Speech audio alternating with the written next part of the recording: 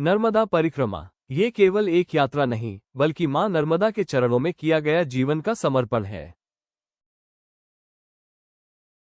सनातन धर्म में नर्मदा परिक्रमा को सबसे कठिन और सबसे पवित्र यात्राओं में गिना गया है।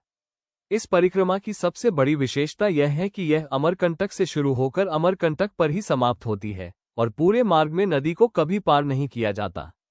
परिक्रमा का प्रारंभ होता है मध्य प्रदेश के अमरकंटक से, जहां मां नर्मदा का प्राकट्य माना जाता है।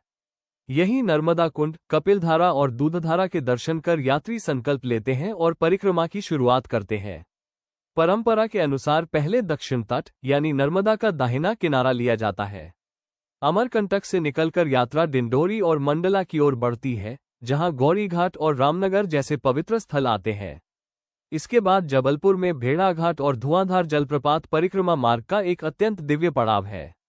यहां से आगे नर्मदा नर्मदापुरम यानी होशंगाबाद पहुंचती है, जहां सेठानी घाट पर हजारों दीप जलते हैं। फिर हरदा और नेमावर होते हुए यात्री खंडवा पहुंचते हैं। खंडवा में स्थित ओंकारेश्वर ज्योतिर्लिंग नर्मदा परिक्रमा का सबसे महत्वपूर्ण तीर्थ है। यहीं ओंकारेश्वर और ममलेश्वर के दर्शन कर यात्री आगे बढ़ते हैं बड़वानी और धार क्षेत्र की ओर। इसके बाद नर्मदा झाबुआ और अलीराजपुर के अंचलों से गुजरती हुई गुजरात में प्रवेश करती है। भरूच के पास नर्मदा का संगम अरब सागर से होता है। यहीं दक्षिण तट की परिक्रमा पूर्ण होती है और यहीं से उत्तर तट से वापसी आरंभ होती है। अब यात्री भरूच के सामने वाले तट से अंकलेश्वर और वडोदरा की ओर बढ़ते हैं। चांदोद और गरुड़ेश्वर जैसे पवित्र स्थल इस मार्ग को और भी दिव्य बना देते हैं। आज इसी क्षेत्र में स्टैच्यू ऑफ यूनिटी स्थित है। इसके बाद यात्रा मध्य प्रदेश में पुनः प्रवेश करती है।